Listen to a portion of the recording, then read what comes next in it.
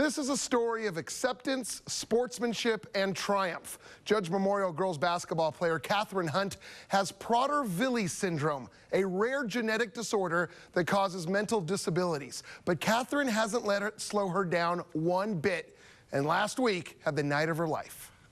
Catherine Hunt has been an inspiration for the Judge Memorial girls basketball team all season long. Before every game, she always gives us a motivational talk reminds us how hard we have to work. She's bunk to her, so she's always like, yeah, I hit that, don't worry about it. Well, what do you expect from the prom queen? Senior night. Catherine, a senior, was told she was going to make her first career start against Union. She came into the gym that night and told me she was ready to hit some jumpers. She hadn't hit that many this year.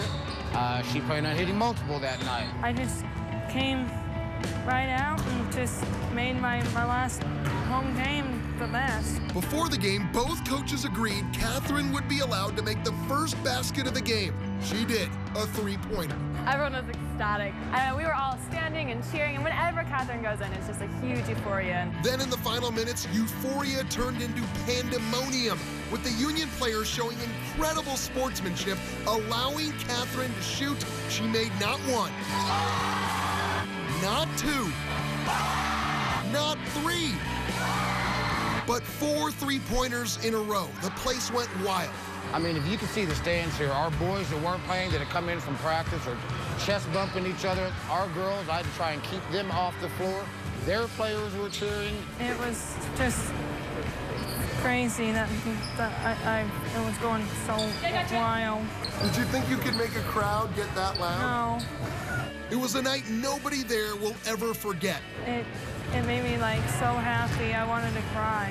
I was proud to be a part of the moment, period. I let their coach and their players know how much I respected them as individuals. Any time anyone can see someone as dedicated, as inspirational as Catherine, you can't help but not only smile, but be, personally affected by it. She can shoot. Oh, my. We were out of practice, and she was just draining threes. And what sportsmanship by Union as well. Got to give them credit for allowing her to experience that. Just an incredible, incredible moment. Don't just play the video game, live it. Utah's Ronnie Shalvis is the star of this recreation of the extremely popular video game Assassin's Creed. These are not camera tricks. This is Ronnie doing an extreme version of something called parkour or free running. They shot this video guerrilla style through the streets of Salt Lake City. I had no idea that it would get anywhere near 19 million hits, and I get a lot of fan responses who are like, man, you're the real Assassin's Creed, and they want to know how they can join the Brotherhood and things like that. But I know how they move, I know how to train to be like one, but I don't actually assassinate people. I'm actually a pretty nice guy. Good to know. Can you guess his favorite superhero is Spider-Man? Now, free running takes a tremendous amount of athleticism and a slightly different perspective. Most people want to just take the stairs, follow paths. The goal in parkour and free running is that you aren't confined by paths. Everywhere I look is like a playground. So I'll climb walls, I'll jump off of walls, I'll throw in flips to add some style or just make it fun. You really see the extreme side of things, but what you don't see is that there's actually a very progressive training to it. You start with small, simple things that even anyone could do. Well, almost anyone.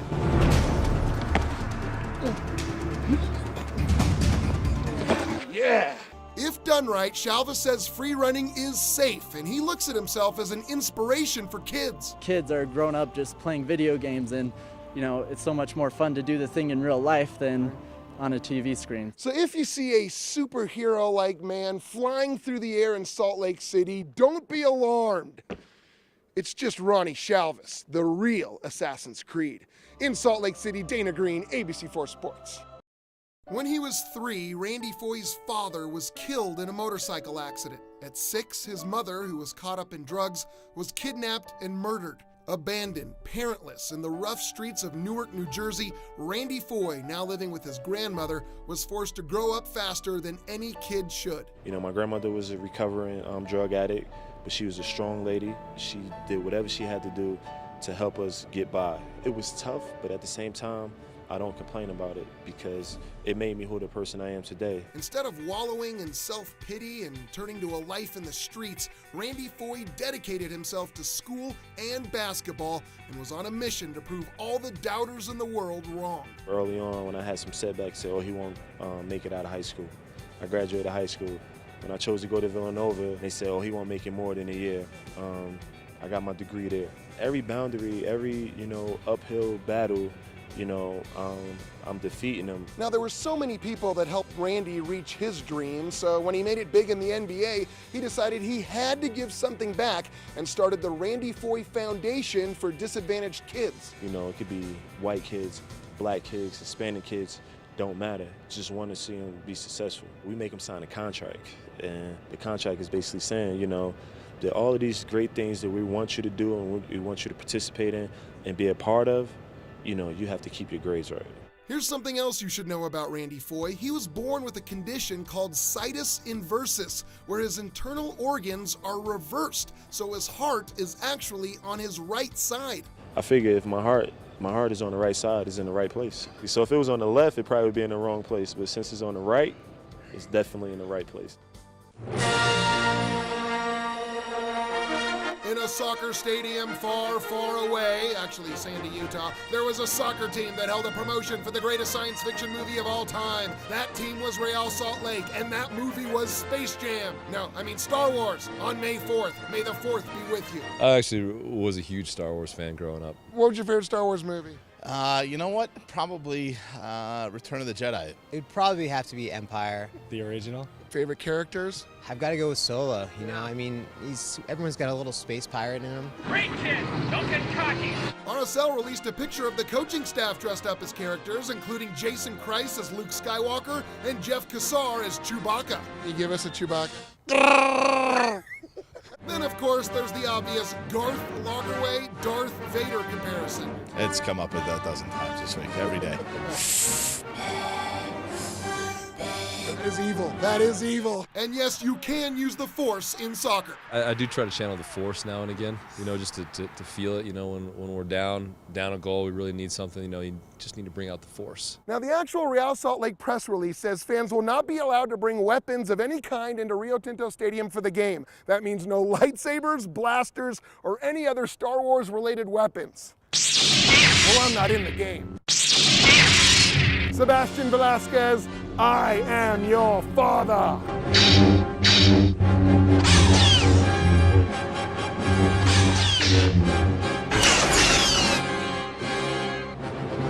May the 4th be with you.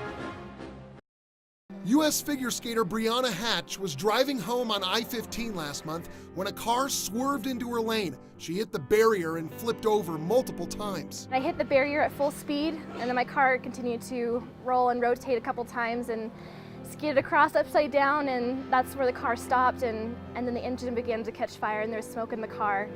And that's when I first met Aaron. The only thing I could think of at the moment was, to stop and help. Utah Blaze wide receiver Aaron LeSueur was driving home from practice, saw the accident, pulled over, helped drag Brianna out of the car, which was beginning to catch fire, got a fire extinguisher, and put the flames out. But at that moment, there was no hesitation at all. It was, someone needed help, and so that's, you go do, what the best that you can. I was really shaking a lot, I remember that, and I reached out for some support and comfort, and I grabbed Aaron's hand and I squeezed it tight, and that's when I kind of calmed down a little bit. Miraculously, Brianna survived. She did suffer injuries to her shoulder, sternum, and ribcage, but plans on competing again next year. She and Aaron have become good friends, and she's even teaching him how to ice skate. I had no idea who he was. It wasn't until he had found me on Facebook and we started talking and writing to each other that I realized who this amazing guy is and that we had so much in common being athletes. To be able to connect with someone and become so close to them so quickly, I think when you have that moment with someone where they're in your arms and you don't know whether they're going to live or die and they're holding your hand, you have a special, unique bond. Aaron LeSueur doesn't consider himself a hero. He said he just did what he thought was necessary.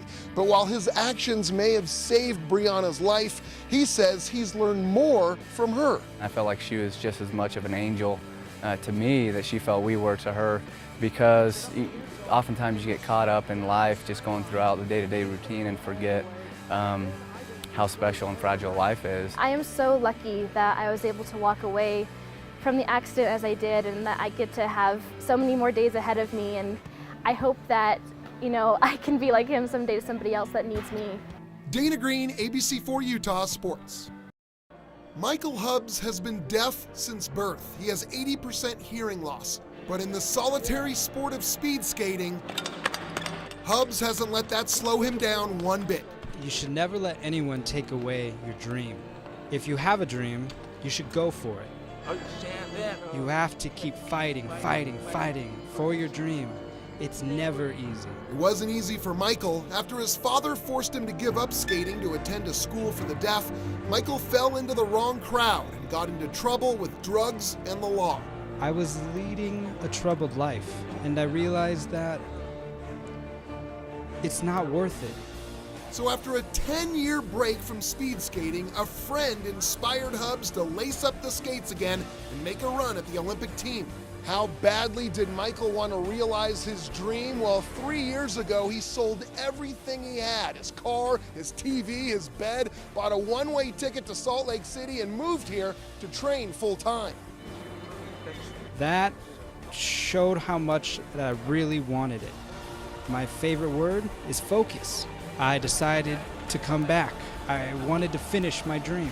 Hubbs can hear the starting gun and says his impairment actually makes him more focused. At 30, he realizes that it's a long shot to make the 2014 Olympic team, but just trying is inspiring deaf kids all over the country. And if he does become the first deaf Olympic speed skater, that would mean a lot to me. I would be thinking, wow, all my hard work has paid off, and it would touch my heart. In Kearns, Dana Greene, ABC4 Sports.